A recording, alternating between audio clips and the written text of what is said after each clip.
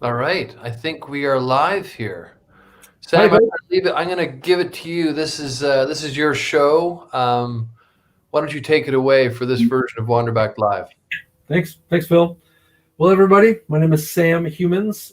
I'm from Portland, Oregon. I'm a Wanderback whiskey ambassador and a longtime bartender. Just to give you my bona fides, I've been bartending for quite a while. I guess about 10 years or more. Primarily like whiskey oriented, whiskey forward bars. So whiskey is what I like. I was lucky enough to learn from some really knowledgeable bartenders. Although I always like to say that and then say I have a lot to learn still, and this is a learning process where I don't like to present myself too much as the expert as much as I like to learn every day and I like to teach. And so, if there's any comments come in from abroad, from out there in Instagram and Facebook land, this is conversational. Let us know. Yeah, that's always great. Um, we're going to make two cocktails today for this, and yeah, one of them will be slightly seasonal, maybe not necessarily holiday themed. I'm not going to make anyone put any candy canes in their whiskey today, but we're going to try to at least get holiday themed a touch with our old fashioned, which we're going to make out of batch 4, and it's going to be a drink that kind of has come around in the last few years. Some people call it a maple old fashioned. I call it a black walnut old fashioned typically because it's an old fashioned made with black walnut bitters and maple syrup. Um, when you muddle it and you make it fresh like that, it is truly delicious. Black walnut bitters, which are one of the ingredients in there, have a bit of a sweetness to their own, so we don't need to add a lot of extra sweetness. And the idea of an old fashioned to me is to just make something that presents the whiskey without covering it up. And that the original idea behind an old fashioned was that whiskey wasn't necessarily so great 150 years ago. It maybe wasn't the most delicious thing you could get in a frontier bar or something, so you wanted to add some sugar, but we're going to make it clean and make it delicious, and so that it's a whiskey forward cocktail instead of a grit. There's going to be no muddling any sugar cubes in there. We use maple syrup instead, which mixes well. But we're going to start with a Manhattan. So 2 classic cocktails. Manhattan we're going to make out of batch number 3, and the reason we chose Manhattan was because batch number 3 was finished in a port wine cask. And those sort of dry resinous fruit notes that are in there already, that port, that dessert wine situation, lends itself well to the addition of sweet vermouth, in my opinion, because those are similar flavors. And so we're not trying to take over the whiskey with something else. It's a classic cocktail for a reason, and we're going to let the whiskey speak for itself and not add too much sweet vermouth, not add too much bitters to that, and we'll see how those flavors marry together. So that's what we're going to do today. We're going to need a few things. If you're following along, you want to make a cocktail at home. Hopefully you've got somewhat well-appointed home bar, and that is right here. This is the colander. Cocktail glass. It's great to use. Move that into the screen. It's great to use something that is glass because if you use a tin to stir a cocktail, the ice will stick to the tin, and that is not what you want. The point of the tin is that it gets nice and cold like that, and this does too. But the glass is the traditional mixing cocktail for mixing Manhattans or martinis or anything like that. We've got our nice bar spoon as well. Bar spoon functions also as a measure. In other words, the measure of that right there, that's the amount of maple syrup we're going to put in. So we're going to ask for a bar spoon of maple syrup. And a lot of times when you add simple syrups or a more cleaner presentation on an old fashioned, a bar spoon is a nice measure for that. But we are going to start with the Manhattan, which we're going to make out of batch number 3, which is right here. This is the batch number 3 bottle. If anyone has not seen it, it is gorgeous. Could thank Phil's wife, Sasha, for designing that. Mm-hmm. I'm going to jump and grab some ice real quick. Phil, if you want to tell anyone about kind of how we cask finished that in the port wine cask process, that would be awesome while I grab the ice. I'll be right back. Yeah, so this whiskey, like all of our whiskey, it starts in a new oak cask. We like the effect of new oak, but we don't want too much of it. And so this whiskey spent the first 2.5, 3 years, depending on how strong the oak character came along, in a new oak cask, and then it was put in a more neutral cask. Usually an ex-bourbon is what we would use for our neutral cask. And for various I don't know how much you want me to get into this whiskey and why we chose port, but just to, I guess, give you a simple reason. I mean, we're trying to layer tastes when we make our whiskey. Whiskey's, I mean, the reason why it's so interesting is there are so many variables at play that make it unique and different. There are some common threads through most whiskeys, but there are such differences between amazing differences between whiskeys. And I felt that we have some dry, spicy things happening in our whiskey from the malt, the oak, the new oak. I mean, I like port, and I like the dried fruit. I like the sweetness of port, and so it seemed to be a complement to what we had happening there already. The interesting thing about this finishing cask, or the finishing this whiskey in these casks, was the port is a lower proof spirit compared to rum.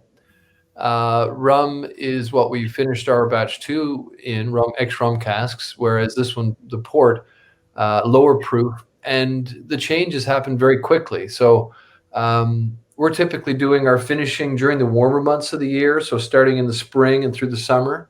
So things happen quickly anyways, but the port finishing was a much faster process than the rum finishing. Again, we're not trying to overpower. I'm sure you need to be careful, right? You don't want your whiskey to taste like wine, but you don't want it to taste like in there.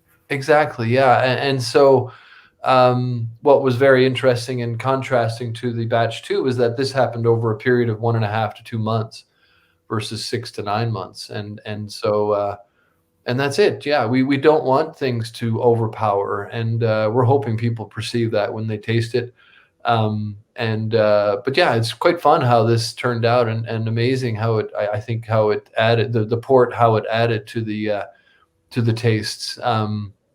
And I find it interesting, Sam, your comments about, I shouldn't say Sash has been telling me I shouldn't say about my preferences of anything, but I do, for our whiskey, I prefer an old fashioned to a Manhattan, but because I don't, as you were saying, I don't want these cocktails or the other ingredients apart from whiskey to overpower the whiskey taste. Right.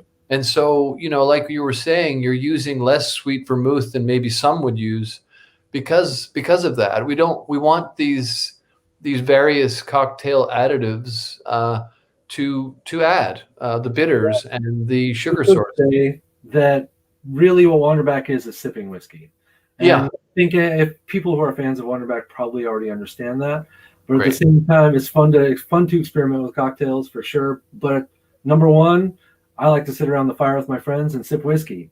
And that's why I work for your company, Phil. That's why we're here. But that's great. The reason I chose a Manhattan, and classic cocktails are classic cocktails for a reason. They really, like this small cadre of classic cocktails, of which a Manhattan belongs, are the basis for almost every other cocktail out there, right? Like all the other ones that have come along since then are really just plays on this handful of classic cocktails that bartenders gave us back in 1870, whatever, when the Manhattan was invented in Manhattan. But Sam, would you say, Sam, if you compared the Manhattan, because I don't know if I mentioned it back a minute ago, but I somewhat prefer an old fashioned to a Manhattan for our whiskey. And the way I think about it, and this may or may not, because I'm not a bartender, but I think of an old fashioned, like you were saying, as a cocktail that it really allows the whiskey to be more forward. It's a whiskey preparation in my mind. What's that? Sorry? It's like a whiskey prepreparation as opposed to a cocktail preparation. It's still a cocktail technically, but it's fully about the whiskey. Right. Whereas a Manhattan, like, it makes a difference which sweet vermouth you use, because you really do taste that, So I think what you were saying about using maybe less sweet vermouth than what some people use is important. I mean, everybody should make their cocktail as they want to, but my sense, would you agree, is that a Manhattan has the potential to overpower the whiskey a little bit easier with that sweet vermouth. Absolutely, which is part of why some people love them. Yeah, totally. Really, they love yeah. that easy drinking sweetness of a Manhattan. Yeah. And I mean, in the years that I bartended, of course, it's 2020. I'm not bartending anywhere right now, but you get to know your customers and you get to know how they like it. And I had customers that would want a full ounce of sweet vermouth in their Manhattan, and I got to know them. One of my coworkers' dad would come in almost 2-3 times a week, and we named that style of Manhattan after him because, that's a lot of sweet vermouth for Manhattan. Yeah. Full ounce is way more than I would ever want. Makes a very drinkable Manhattan, I guess you would say, but isn't necessarily going to focus on the whiskey that's in the glass. So the one that we're going to make today, I'm going to put a half ounce in. Half ounce is probably about the minimum for a dilution. But the other process of a Manhattan is the stir. And the stir is where we get a lot of the dilution. A lot of people don't understand that the difference between shaking and stirring and why you do that. One of the principal reasons that we stir a cocktail actually is to jumpstart dilution. And it's because you actually are trying to add water without agitating the spirit itself, right? So you don't want. Go ahead. Would you get less dilution than if you shook it and crushed some of the little ice cubes into the drink? Yeah, yeah, absolutely. Because if you've got all those little chips in there, you can't control it quite as well. Okay. But with the stir and with the whole cube, you're controlling that dilution in that way. Okay. So, and that is more true of like a martini style drink. But I mean, a martini is a Manhattan just with different ingredients. It's the exact same ratios, but with different spirit in it. Okay. And are you talking about? So you're going to go over this, but is it 2 ounces of spirit typically? Mm-hmm. Yeah. Yeah, I make all my cocktails with 2 ounces of spirit. If I'm pouring behind the bar, it's probably going to be just a little bit more than 2 ounces because I don't want to short anybody. But I recommend that if you're making it at home, that you definitely use some sort of jigger. This is a 1.5 ounce and a 1 ounce jigger that I just have for home. I'm not necessarily going to do that because these perfect little bottles that we have, these are our tasting bottles. If anyone out there in the land wants to do a virtual whiskey tasting, that is my other half of my job at Wanderback. You can order these and have them sent out and hang out with me on the internet, and we can talk about whiskey together. But this is just shy of 2 ounces. It's almost the perfect pour. So I'm nice. use these instead of cracking open my nice display bottles. Oh, great. Yeah. So why don't you do? Are you ready, Sam, to do a Manhattan? Yeah, let's talk just a little bit about sweet vermouth. This is Carpano Antica. Well known in the industry as a really high quality, delicious sweet vermouth.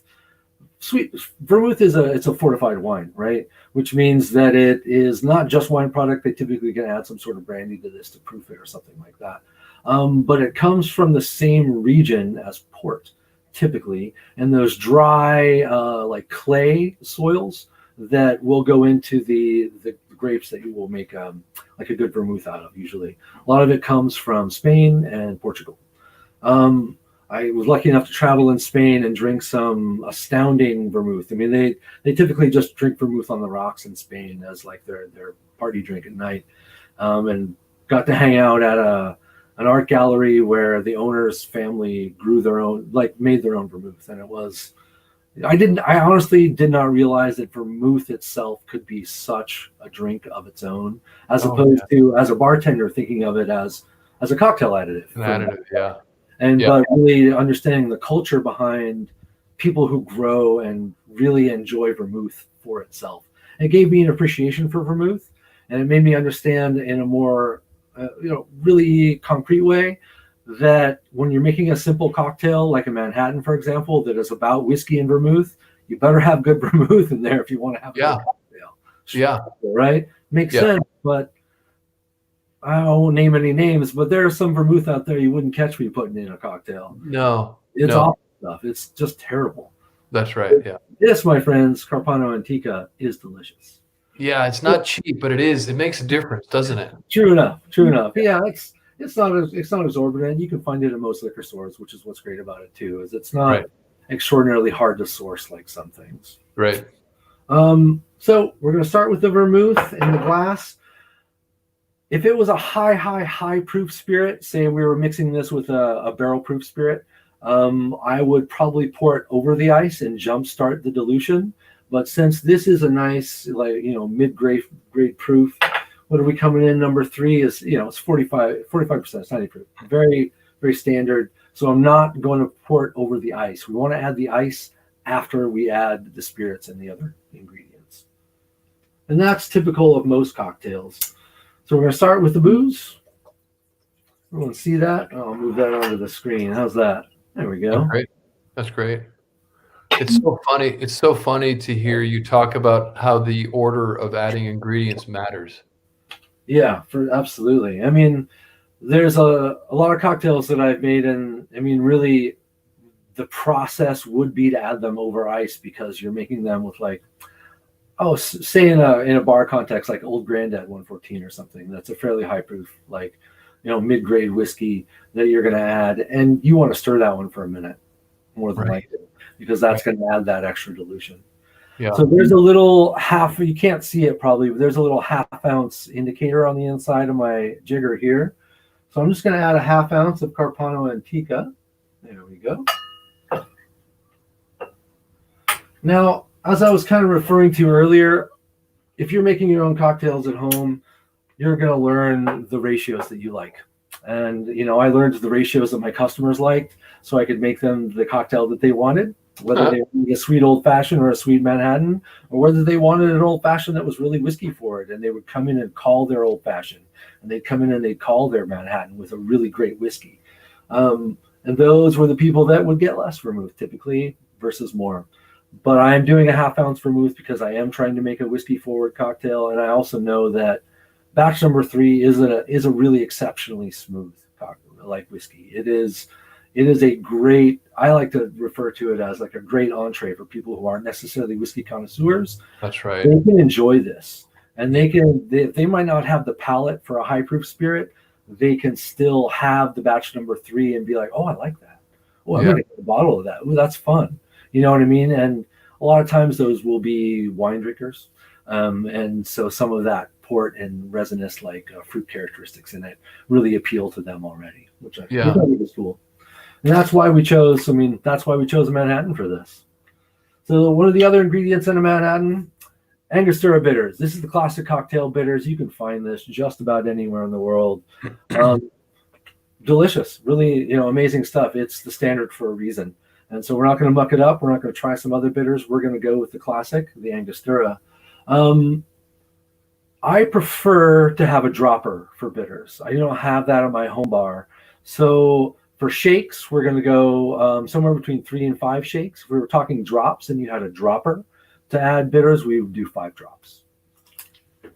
So the bitters are also fairly important. And absolutely. I don't recall the country of origin of Angostura bitters, but I know that it was a surgeon who developed Angostura bitters. Oh, yeah.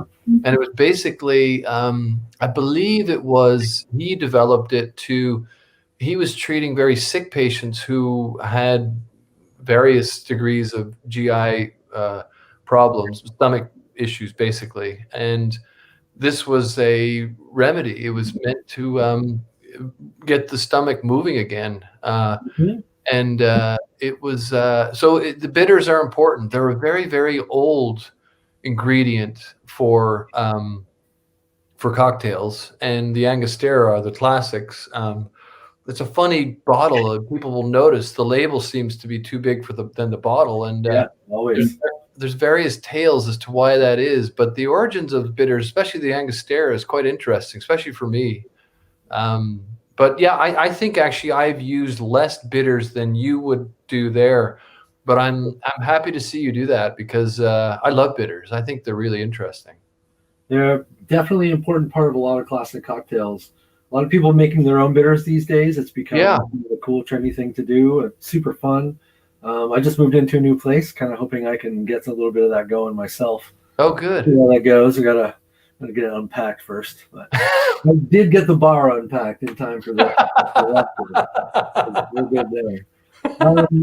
So I did 4 shakes of a fairly full bottle, and the problem with shaking a bottle of Angostura bitters or any bitters like that, where you're shaking it for the amount, is that when it's less full, you're actually going to get a larger shake just because it's like I only have this much room to shake it because this is a pretty much new bottle, right? And if you have more room to shake it, you're going to get more out. So I did 4 shakes, but it actually wasn't that much because the bottle itself is super full. They don't get a lot in each shake, if that makes sense. Wow. So the velocity that the liquid actually hits the end of the bottle matters. Yeah, the amount that it moves in the bottle will then be the amount that comes out with each shake, right? Oh, Like wow. That's cool. Which is why I prefer a dropper if I have one. And I have some kind of fancy Scrappy's bitters around here that come in little small eyedroppers, and those are much more precise. And everywhere I've ever worked, we'll use like smaller shakes or smaller bottles of bitters for shakes if we're going to do it, so that we can be more precise with our measurements. I know that Maggie and Sash probably going to get angry with me making things go slow, but Sam, what makes you choose that classic Angostura bitters over some of the, the various other bitter choices that we have out there? It's complexity. I really like everything that's in it. There's a lot more going on in Angostura bitters than there are necessarily in like a specific cardamom bitter, for example, or the black walnut bitter that we're going to use for the old fashioned, which are really one taste or flavor. Okay. Presented in the bitter. You can read the label, but I mean, there's a lot going on in Angostura, and you can taste it when you get in there, and you can also smell it. This Angostura has some of the best aromatics, some of the best nose. It's amazing, isn't it? That I have out there, I think. Yeah. And it is the bitter that's called for in Manhattan typically. If you're going to make it, that's the classic bitter that goes in it. And like I like to say, classics are classics for a reason. So if we were going to make something else and kind of put our own spin on it, I would choose a different bitter. But Angostura is definitely the one that's called for in this case.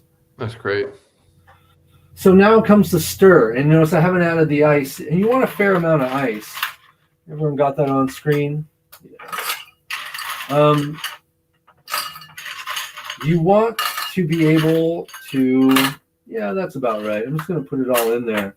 And the reason you want to get it up above the level is because you're going to actually see it as it dilutes, right? You're going to see the level of dilution go up as the ice melts and sinks down in, and the spirit comes up. So you can sort of see what you're doing. Technically, if you're doing this right, you're not like shaking it around in there. You're just stirring around the edges. I have never heard that thing you talked about there, Sam, where you can actually gauge the degree of dilution by what the change of the level of the spirit, what that does over time. Well, that's typically how I do it. I'm watching it. I'm also knowing that I'm going to give it a good 30 seconds just because that's what I like. Especially in the sense that we used only a half ounce. And so there's not a whole lot of vermouth dilution going on in this. Right. And water isn't going to cover up that spirit so much as like a vermouth is going to cover it up. Let me get this out of the way. In both the dilution and in the amount of sweet vermouth, you're really trying to avoid overpowering the whiskey, eh? I am, yeah. I mean, not everyone is, but I am. I like my Manhattans in a bucket. People that have worked with me for years know I'm clumsy. know that stemware is not something you put in my hands unless you absolutely have to. We have these wonderful Wanderback pairings that they broke in the move, mind you. I did not break them. I didn't even know I break them. I don't even think I was holding the box, but I broke them. So you guys sent me one recently. Thank you. But I have to be really careful of that. All my grandparents are the weighted base kind, and even my wine glasses at home are stemless because they'll break otherwise. And I know myself well enough. Don't typically hire clumsy bartenders, but I've been lucky enough to do this for 10 years. So yeah. Well, I mean, I like that. What I call that is a lowball glass, but I prefer that too when I'm drinking my whiskey. But I think the reason we like these glasses with the stem is that you don't warm up your whiskey as you're holding it, and that's kind of nice. It's nice to have a little bit of a chill on your whiskey. I don't put ice in it. I may dilute it a bit. Yeah, cherry. There we go. Awesome. Finish it with an Amarena cherry. This is a bamboo cocktail stick. This is the ones that I like for at home. You can compost these when you're done. If you have metal, that's great. Obviously reusable. Please don't use plastic if you can help it. We're trying to get away from that in the world. And that is typically how I will do my Manhattan. Clean, simple, very, very simple. That's awesome. And that's how I like it. It looks great in a coupe if you do have a nice stemmed coupe. I like to collect vintage glassware, for example. I love a good coupe with a bunch of stars etched in the side, especially for a Manhattan. Oh, nice. A drink for that, right? Let's see how we did here.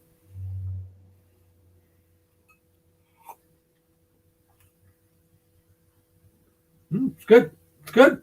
So would you ever put an orange peel? Would that be something that would be a bad thing to do? Absolutely. And often I would do that. I didn't want to do that for this one because I didn't want the orange to really take over from those fruit characteristics.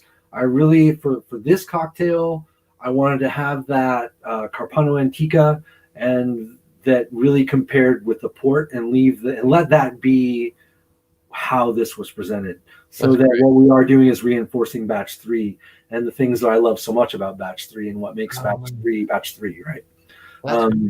We're going to do the orange for the old fashioned, however. We are absolutely going to do that. Great. The old fashioned is going to be a little bit more seasonal, a little bit more holiday oriented, I guess. Okay. This, on the other hand, is just simply a classic cocktail. So That's cheers awesome. to you, everybody. Cheers. If you're drinking along at home, enjoy. And I didn't get to talk about it, but the cherries that I like personally are Amarena cherries. I try to stay away from maraschinos personally for cocktails. This Toshi Amarena is the brand that I would always buy. Not that I'm trying to rep them, but if you buy more than, like, if you're going to use a bunch and have a home bar, this is the right amount for me. But they come in these really beautiful ceramic, blue and white ceramic, like vases almost. Toshi Amarena specifically come in an absolutely like gorgeous ceramic case if you buy a larger amount than I have for my home bar. But that's what I have at home, so that's what I used. That's great. That looks delicious. That thanks. I learned something from that as well. I think I would. Yeah, that looks yummy. I was putting too much sweet vermouth in my Manhattan. I really appreciate that decrease in the amount of sweet. Even though that's a good sweet vermouth, it's nice, like you say, to keep the ratio low. Well, I would be interested in trying. If I make another one of these, I would try it with 3/4 ounces of sweet vermouth to see how that tips the balance between the whiskey and the vermouth. But I like this. I like this a lot because I drink batch 3 often because I taste it with people. That's my job. And here I am on the internet with people leading them through a tasting of batch 3. So I know what batch 3 tastes like very well. I had a tasting just like an hour ago. So batch 3 is still on my palate. And I really just wanted, I wanted to make it, to prop it up, not cover it up. Yeah, it's great. Really great. Initially when we started, talking about highlighting cocktails, I was a little bit against. I haven't always been a cocktail appreciator. I came from, when we started this company, more just sipping whiskey or maybe on the rocks with some water. I never really appreciated anything sweet in my whiskey, but over the past couple of years, I've come to appreciate it. There's no need to think of it as a total mask of a good spirit. You can actually, like you say, you can even augment a spirit or a whiskey by what you do with a cocktail. Yeah, done right. Hopefully, that's the way. Yeah, to do. It is great. Of course, a lot of cocktails are made so that you can use inexpensive spirits. Sure. And you still taste that maybe there's whiskey in there, but that it's more about the other ingredients. Yeah. I haven't had to make Lynchburg lemonade in a long time, but there's a good example. Not my favorite drink to make, but that was great. Go So now an old fashioned. Yeah. So the reason we chose an old fashioned for number 4, and you can talk a little bit about number 4, I'm sure, but number 4 to me, batch 4 really hits the high points of everything I love about Scotch whiskey and everything I love about like American bourbon. I really, really love to hear you say that, because that's a really interesting spot. It hits all the right notes on my palate, and I really enjoy it. So if you want to talk about that, I'm going to bust out a couple of ingredients. Yeah, well, I really love to hear you say that. I don't know if I've ever heard you say that before, Muddler. And I think the reason why you say that, I'm thinking the reason why you say that is because of the way it's made, obviously. It's a malt whiskey. It's made with malted barley, which is what Scotch is made of. We don't use peated malt, but we do use chocolate malt, pale chocolate malt, which I think is what likely gives us some of those phenol compounds. I don't know. I don't want to use smoke some people perceive smoke. But then the new oak cask, because I love a good bourbon, a nice bourbon. There are some not so nice, but I love a nice American bourbon. And I think that a lot of those notes come from our new oak cask. We spend more on our casks maybe than some do. That's the saw blade maybe, but the oak cask, the new oak cask, I think is probably giving you those reminders of a bourbon, a proper bourbon. And then that time in the neutral cask gives a time for all of those things to mellow. And that's the thing that we really value a lot at Wanderback Whiskey is the time in the neutral cask. And so, batch 4 for me, batch 1, I don't know if any listeners have tasted batch 1. Batch 1 is not for everybody. It's a big whiskey. That's a whiskey that came almost directly out of new oak casks. And my thinking about it is batch 4 is a more, longer aged version of batch 1. And, batch 1 is amazing. But batch 4, I think, is a more approachable whiskey. It's different approachable than batch 3, like you were talking about. But batch 4, I'm really happy with it as well. And what was the age statement on batch 1? It's like 3. I think it's 3 years, right? Minimum age statement. And so batch 4 is coming in at 6. Yeah, so we're giving people a real clear idea of how that aging process can really affect the whiskey, right? Which I think is interesting as well. When we're calling batch 4 double oak, because it spent those equal times in those 2 different oak casks, like you were talking about. Yes, and then I always find it fascinating to hear you refer to the ex-bourbon barrel as a neutral environment. Because I think, I don't know where that term comes from, but there's a lot going on in there, clearly. That, there's a lot of really subtleties that are coming in from there, which, again, I think translate to the glass very, very well. Well, that's great. But I think the important thing to highlight when we say double oak, a lot of people think that we're trying to hit it hard with oak twice, but it's that time in those what I call a more neutral cask, and basically an ex-bourbon cask. It's not. We're not trying to get a big oak additive to this whiskey, but it's fascinating what happens in these more neutral casks. It's a lot to do with oxygen. Heat plays a central role, obviously. The fluctuation temperature. In and out of there's filtration that's happening. These casks are typically more heavily charred than our new oak casks that we get, which are very lightly charred. So there's filtration that goes on. So not to get to go too far down the rabbit hole there, but when we say double oak, we are talking about 2 very different oak environments. The new oak cask, where there's a lot of additive things happening, and then the ex-bourbon or neutral, what I call neutral cask, where there are not so many additive things, but things that are already there get a chance to change and soften and mingle, and it's really amazing how it changes whiskey. So anyways, Well, I mean, that's exactly it. Is that I think that what I love about it is, it's an American single malt, and which gives us that room to play a little bit, which is where we're Yeah, coming from with Wanderback, and but yeah, it hits those high points, which is why I think it that's, makes a good old fashioned. Yeah. that's great. That's great. So for an old fashioned, I take a similar approach to my old fashions, but I want them really clean. I do not like to muddle cherries. I do not like to muddle orange pulp. I do not want the grit that would come with trying to muddle or smash down a sugar cube, for example. Those ingredients in old fashions, to me, they ruin the mouthfeel. They take away from the whiskey a little bit. And so what I like to do, even if I'm going to use maple syrup for this, but even if not, I would use a more complex, simple syrup that I would make from like a raw sugar or a demerara sugar or something, and add that or a honey syrup, because it will combine with the spirit instead of get gritty and sit on the bottom of the glass, which is for me is not what I enjoy about drinking old fashions.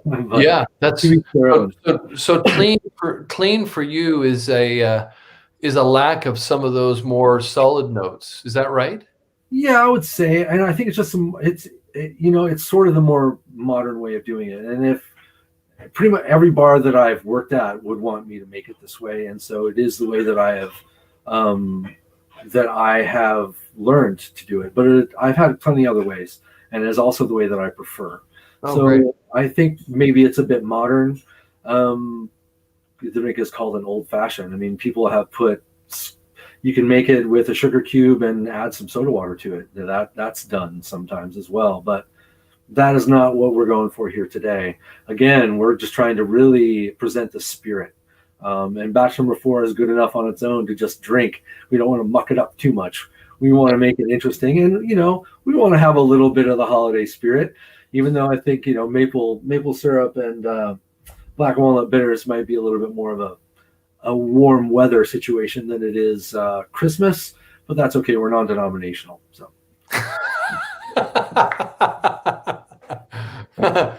We're going to start with an orange. We're going to use the orange peel, and I am going to muddle an orange peel because I want the oils from the orange peel to combine with the bitters and the maple syrup before we add anything else to this drink. So I have a hand peeler. You can use any kind of peeler. You can use a sharp knife, but you don't want any pulp, and you don't necessarily want, I forget what it's called, but the white, you don't want a bunch of that's in there either. You want it's called pith. There you go. That's the word I was looking for. And I'm going to add that to the glass just by itself. And we're going to muddle this in the glass. The nice thing about an old fashioned made this way is that you make it in one glass and you drink it in the glass that you make it in, which saves a little bit of time and keeps your dishwasher happy as well. You're so environmentally conscious. It's great. Well, when you work in a bar, I'm also conscious of keeping my coworkers happy, because when you work in a bar, you need harmony between the coworker environment. So keep everyone happy. Black walnut bitters are really sweet. You do not want to overdo it with black walnut bitters. This is a brand new bottle. It's full, so it may look like I'm putting a bunch of shakes in there. I'm going to do 4 to 5 shakes. Taste this ahead of time if anyone is interested. If you have not tasted this before and you're curious what it tastes like outside of the spirit, you put a little bit on your hand and taste it. It's really quite sweet, remarkably so for a bitter, which is not typically a sweet. Bitters aren't typically super sweet; they're more bitter.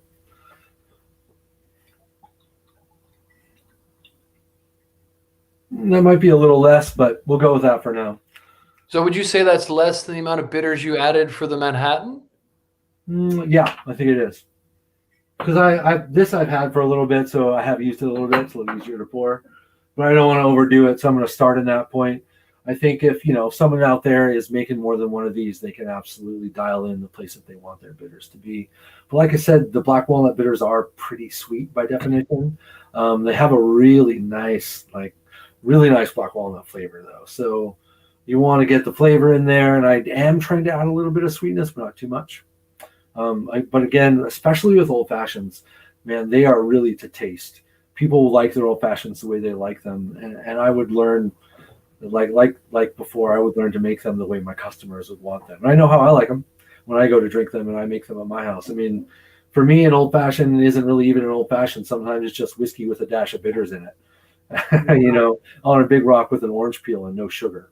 I don't want to add necessarily any sweetness to it. I just kind of want to I don't know, maybe like a George T. Stag or something. It's perfect that way. If you've ever had that, Oh, wow. Real dark, like unfiltered, almost that. If you've ever had it, it's really high proof.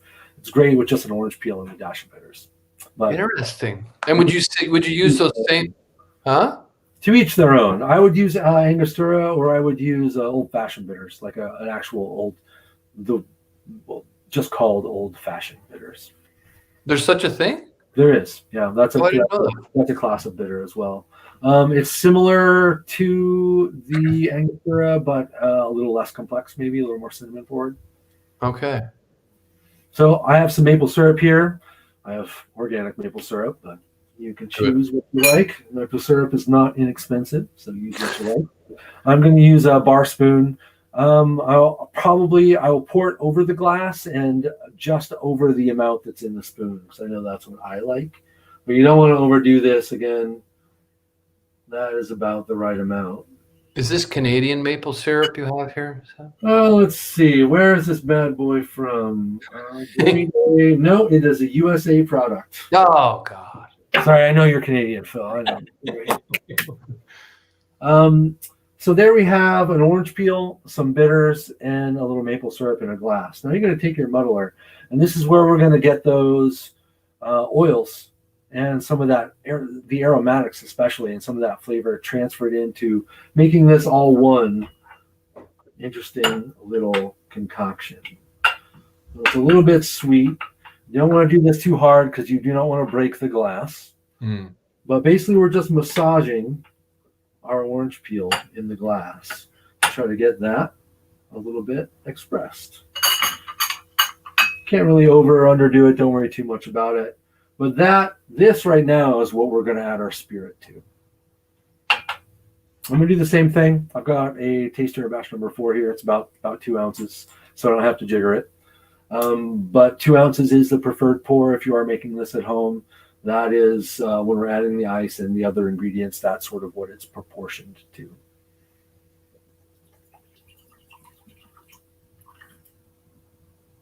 I'm going to give it a quick stir. I'm going to stir it again, but after I add the ice. I'm using a big cube because that's that's how I like my old fashions. They're square in my house. You can be round if you like. I definitely like a larger cube. Melts slower. Simple. If you have a bunch of small rocks in there, it's going to get diluted faster, and you're not going to taste it quite as well. I like to stir it for a minute after this. Not everyone does. Some people just give it like a quick stir and then throw it across the bar. I like to do that. I like to make sure it is good and combined. I had in the ingredient list candied orange peel. I couldn't find it anywhere. I went to 4 stores in Portland, Oregon looking for candied orange peel. Turns out there's a run on candied orange peel because everyone's making fruitcake. I asked around a little bit, and you couldn't find candied anything in this town, I swear to God. Because, I think everyone's staying home and making fruitcakes to send out for Christmas because of COVID. No way. I'm glad everyone's baking. But I couldn't find candied cherries for my fruitcake, and I couldn't find candied orange peel for this or my fruitcake either. Wow. Yeah, I'm making fruitcake too. That's how I know how good. So if you're a friend of mine or a relative and you're at home watching, you're getting fruitcake. Sorry about that. That's awesome. So, is your fruitcake, is it really hard? So you have to basically take a large cleaver to it, or is it not? I don't know. We'll see. It's literally in the oven right now. Sash has a very special fruitcake she makes as well, and feeds it brandy. But I haven't seen any feeding of brandy going on here yet, so I don't think it's going to come out this year. Well, there's a lot of booze in mine. I chose Old Taylor for this one because oh, good. Little not too expensive for cooking, but has a good flavor to it. So instead of candied orange peel, I'm just going to use a straight orange peel. If you've never done this before, this is a fun thing to do at home, is to express an orange peel into the glass.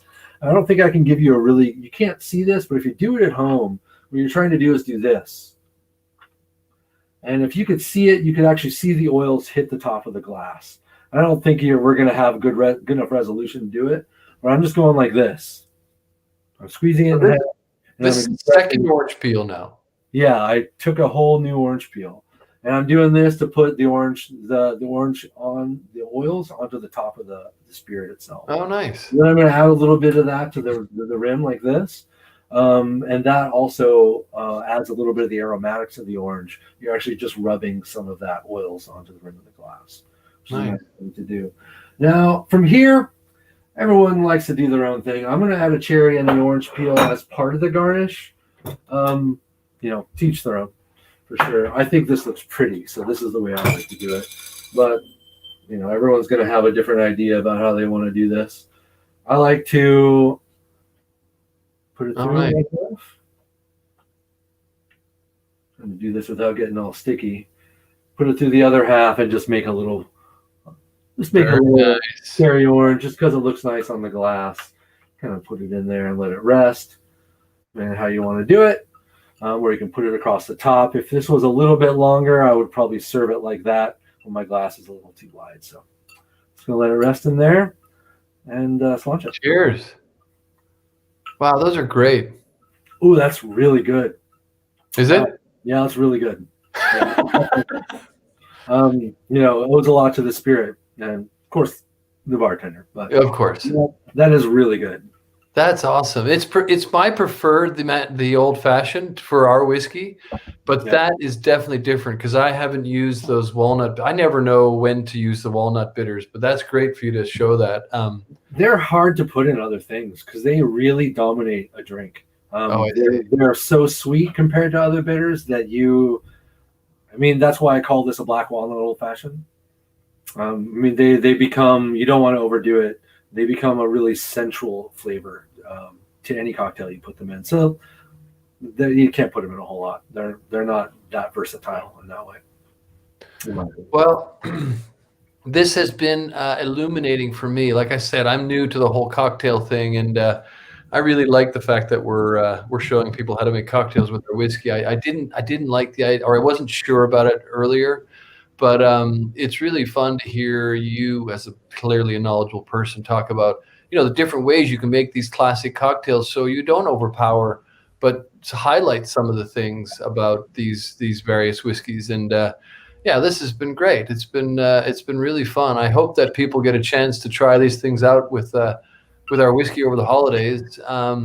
What I like to say, and I think we get a lot of disagreement about this, among whiskey people, but I like to say there's no wrong way to whiskey, because I think of whiskey as the everyman drink. I think of whiskey as a really approachable spirit, and I just want people to enjoy it. I don't want to tell people how to do it.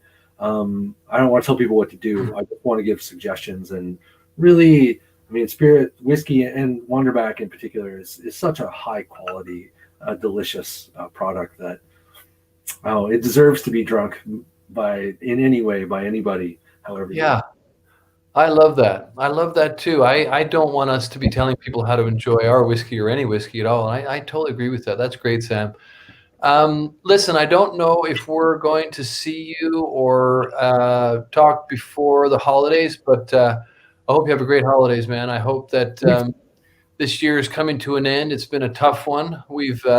It's been a mix for all of us. We've had a good time with Wanderback, but not so great time with some other things.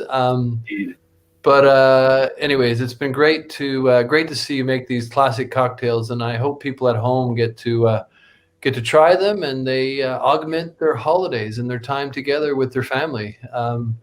But you take care. Be safe. Thanks, Phil. Have a good one. We'll hopefully appreciate you, everybody. Merry Christmas. Happy holidays. Merry Christmas, everybody.